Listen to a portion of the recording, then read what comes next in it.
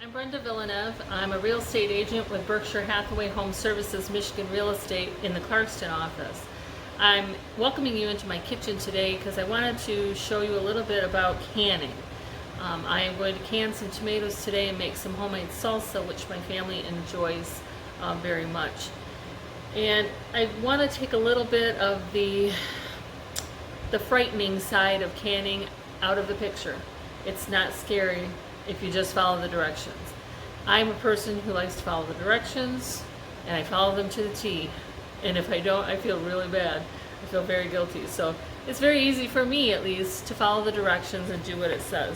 Canning can be very safe if you follow the directions and you follow trusted recipes that have been used and tested in laboratories. Grandma's recipe might taste really good, but it may not be the safest recipe. So my advice to you is to use recipes from companies like Kerr or Ball, who have been canning for centuries. Anyway, I just want to take a little bit of your trepidation and your worry away from canning. This is a simple process using a boiling water canner. The part that takes the longest, in my opinion, is waiting to eat the salsa. Well, that does take a while, but what takes the longest and is the most tedious, in my opinion, is the peeling of the tomatoes, the coring, and the chopping. Once that's done and you start cooking the salsa and canning it, it doesn't take very much time at all. But it is a little bit time-consuming process. You're going to give yourself half a day maybe to work on this, especially if you have a big batch of tomatoes like I did. I've got about 15 or 20 pounds of tomatoes I'm working on. So give yourself a good amount of time, especially the first time, and it's a lot more fun if you can do it with a friend. You know, go in with a friend or two and buy a bunch of tomatoes at bulk and watch this video, work on it together, and then have yourself some fresh salsa. Okay, we're going to get on with it. So for canning tomatoes, one of the things you need to do is get the skin off. So what you do is you put it in boiling water for about 3 minutes, and then you throw it in an icy cold bath like this, and you add some ice to that, and then the skin will pretty much peel right off. So you want to carefully roll the tomatoes in, don't drop them in because this is boiling hot water, and it will burn you. So they're going to sit in this boiling water for maybe 3 minutes or so until the skin starts to crack, and then you know that they're ready. But the key is to throw them in this icy cold water as soon as you get them out, and then you can easily peel them and dice them up for canning. So even if your jars and lids are brand new, it's important to wash them. So you want to wash them in dry or warm soapy water and set them aside to dry or dry them. And then, depending on your manufacturer's instructions, you're going to heat them.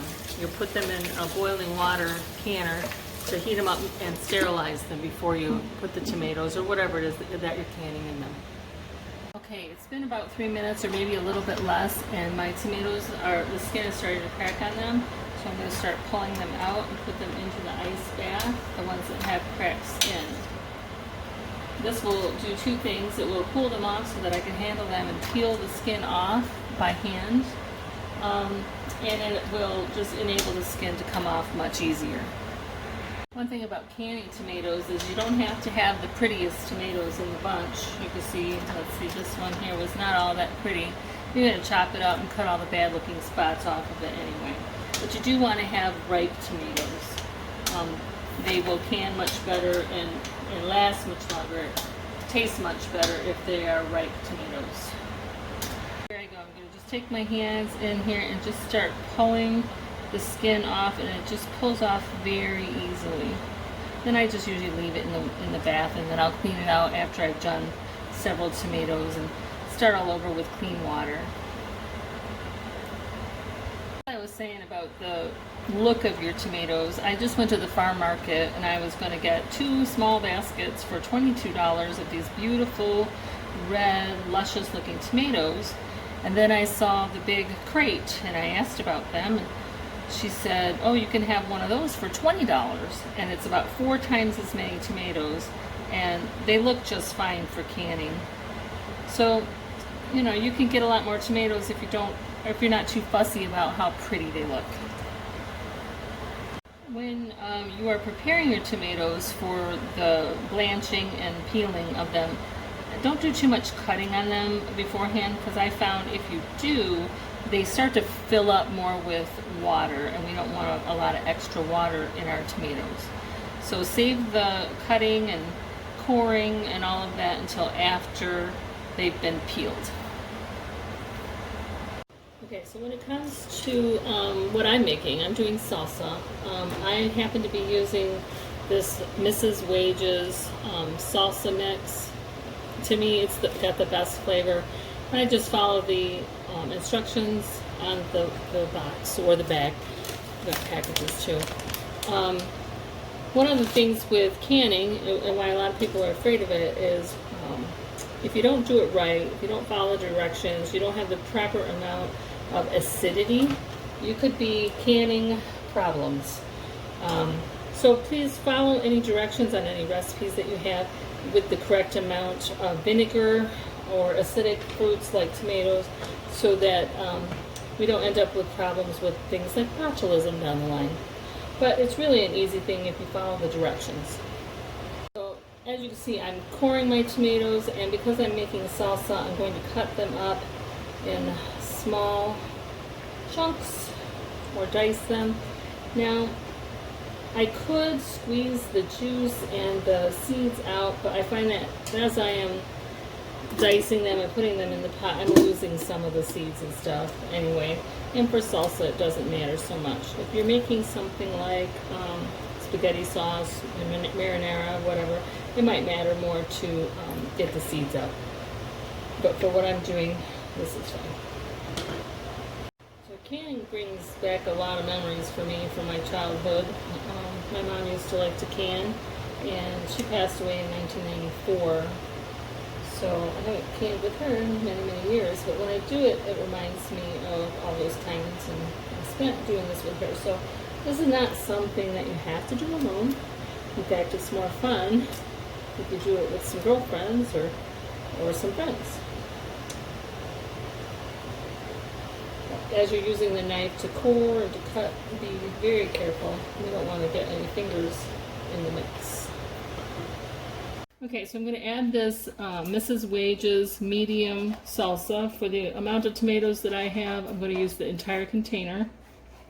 And it says to bring it to a boil, stirring occasionally, and then to reduce heat and simmer for 10 minutes. Then the salsa is ready. You can eat it right then, you can freeze it or can it, and what we're going to do is can it. And I'm going to can it in a boiling water canner because it's an acidic food, so it doesn't require a pressure canner. Alright, so I dumped that in there, and I need to find a big spoon. Excuse me please, honey. And stir that in there, and we're going to cook it for a while, bring it to a boil. With this much, it may take a while to get to a boil. So as I was saying earlier, I used to can with my mom, and I grew up in a little tiny house, no more than 1,000 square feet. So you don't need a really big house or a really big kitchen to be able to can. You don't even really need a gas stove, although the gas stove works the best, I think. Because you don't have to worry about the weight of the canner on a glass electric stovetop. Doesn't that look good? Anyway, you don't need a big house or a big kitchen. But if you're interested in looking for a bigger house or a bigger kitchen, I can help you with that too. Alright, I can see that it's just starting to bubble around the edges, so it won't be long and this batch of salsa will be boiling. So that's all I have to do is get it to boiling, and then I can start filling my jars. I just wanted to mention that this is not something you want to do on a 90 or 100 degree day, because all this liquid that we're boiling here to keep the jars nice and hot, sterilize the lids, puts a lot of humidity into your house, and it makes it pretty warm. So that's why I like to do it on a cool day. Especially this time of life, I have enough hot flashes. I don't need to be having them while I'm making salsa. Okay, while that's still heating up, I'm going to add my vinegar, which I almost forgot, even though I told you guys don't forget the vinegar. It calls for 1 1/3 cups. I'm measuring that in my glass Pyrex. 1 1/3 cups, so add the amount of acidity that we need to keep our salsa safe for canning. And you'll need to mix that in good. We don't want it to just sit on the top. It's starting to look real good.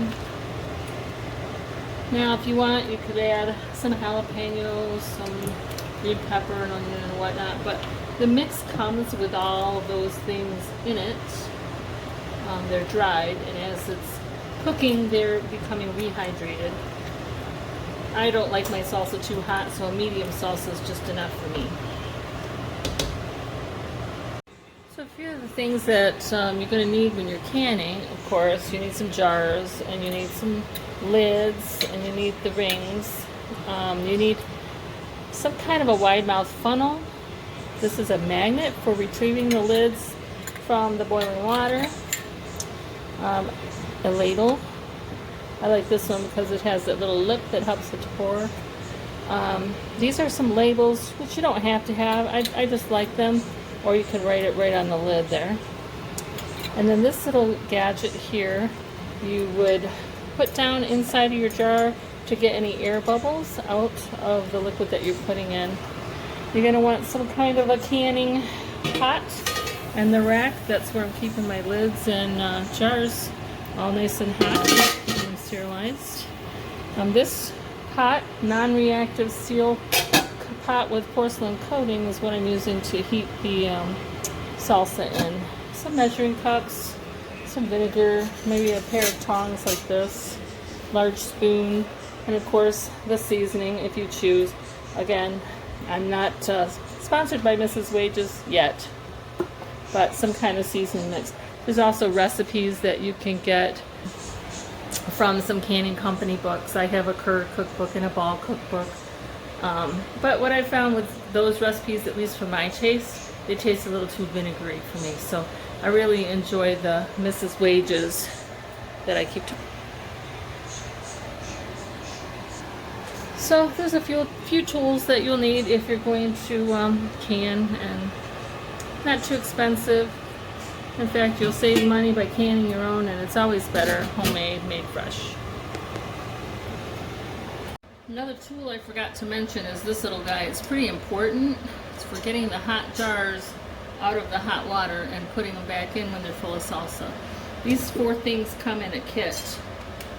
Pretty reasonably priced. I've had them for years, so I don't even remember how much they are, but that's something you're going to want to. Okay, so our salsa is now boiling. I'm going to stir it up a little more, and I'm going to turn it off. Now that it's boiling, I can start to fill the jars. Whoops, not my camera. I need to make some space so you can see what I'm doing. Okay. So, as I said, this tool is for retrieving the jars.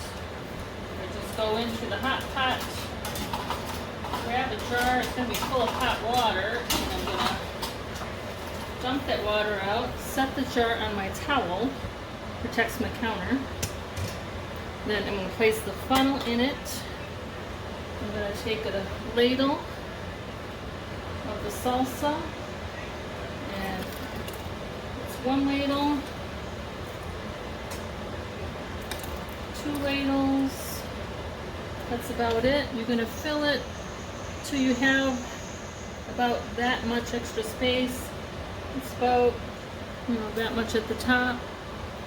A little bit. I'm trying to figure out how to measure it, but anyway, you want some space at the top, and you're going to just use this tool to let any air bubbles out. And this magnet, I'm going to go after a hot lid and a hot ring. Well, before I do that, I'm going to grab a paper towel.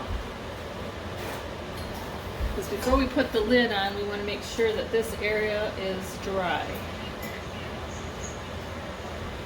Alright. Take the lid, place it on, line it up. Take a ring.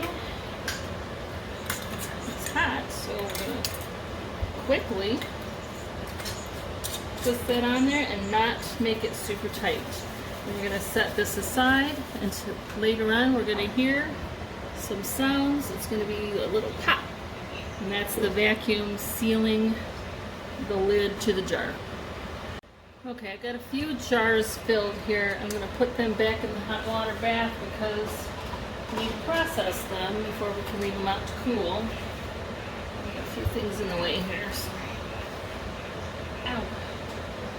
The water's hot. This magnet's not as strong as it should be.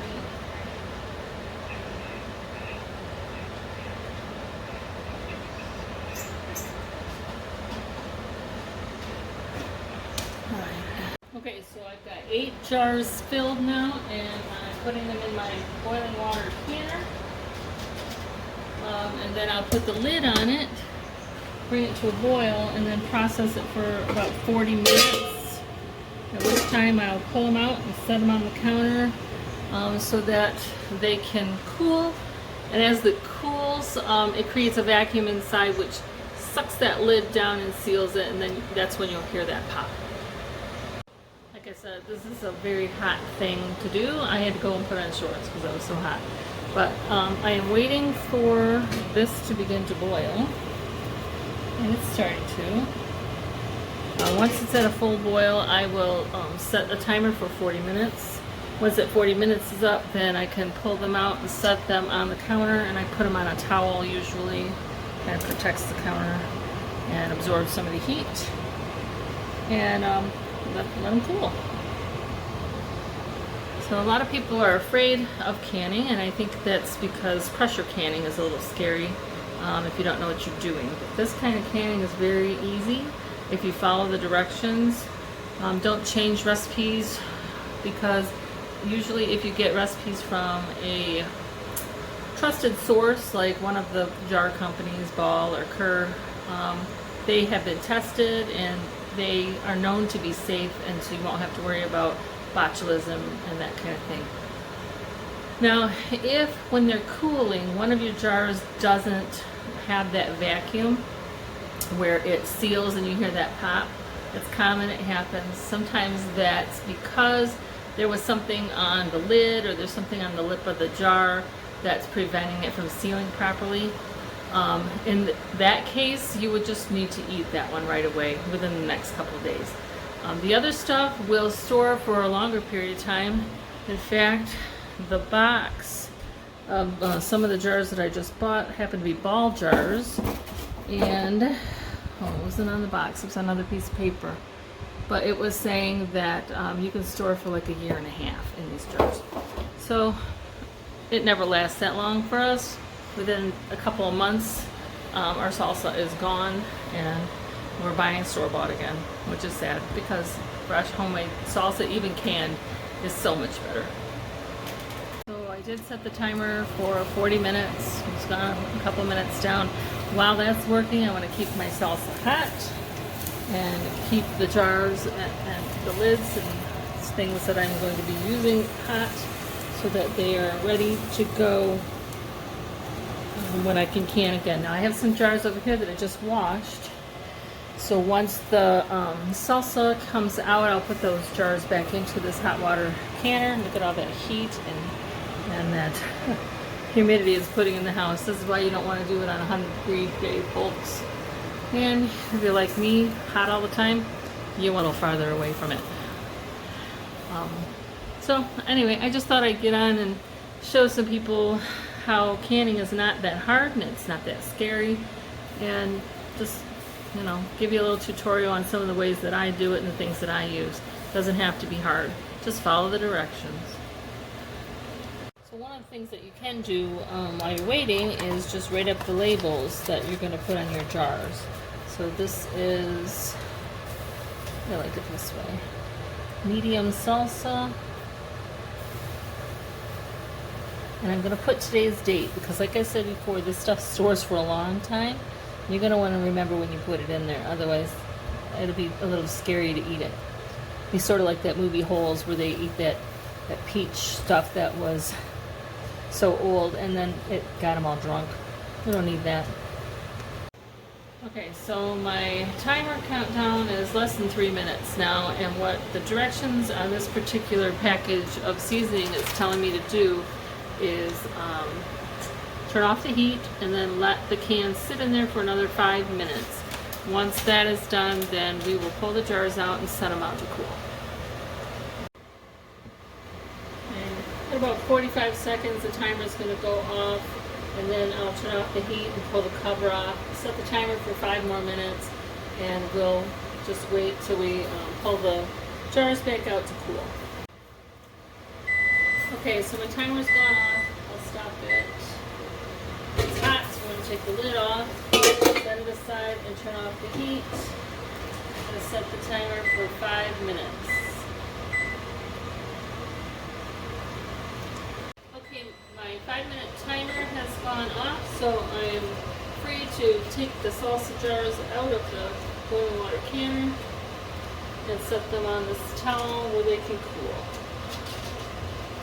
Very careful, it's very hot, and you're going to squeeze this thing tight to really hold on so you don't drop one of these cans, especially not on the granite or a tile floor. Not forgiving at all. So as they cool, they'll start to pop, which means that the vacuum worked, and the process worked, and they will be sealed tight and will last a good long time.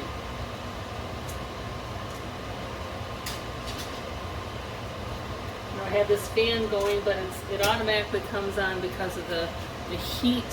But I want you to kind of hear and listen and see if we can hear them pop. It may take a few minutes because they are very hot still. Oh, there was one.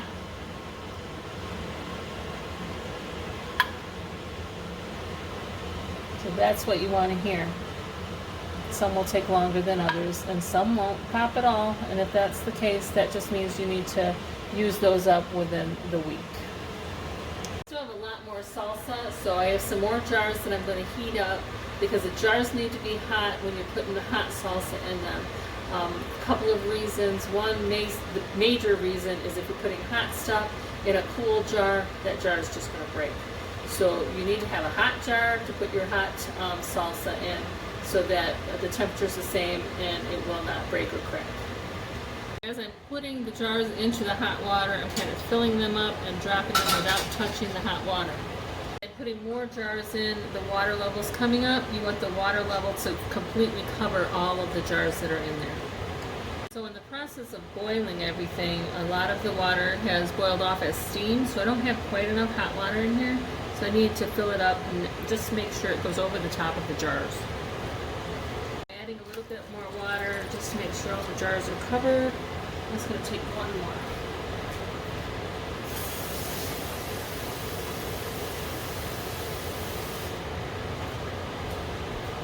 Then I'm going to turn the heat back on and boil these jars again. Make sure they're hot. Because I've added room temperature or tepid water, it's going to take a few minutes to heat up to boiling.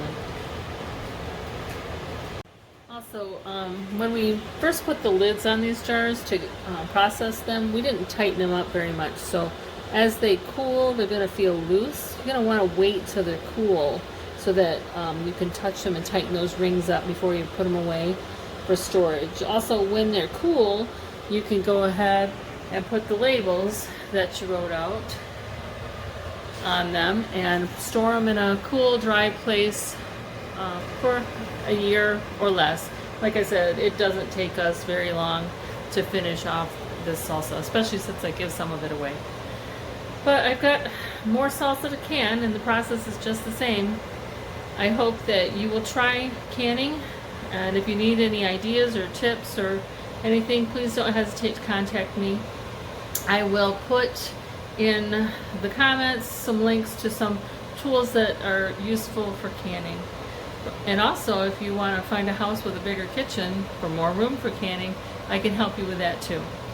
So here's your trusty real estate agent and canning cook signing off.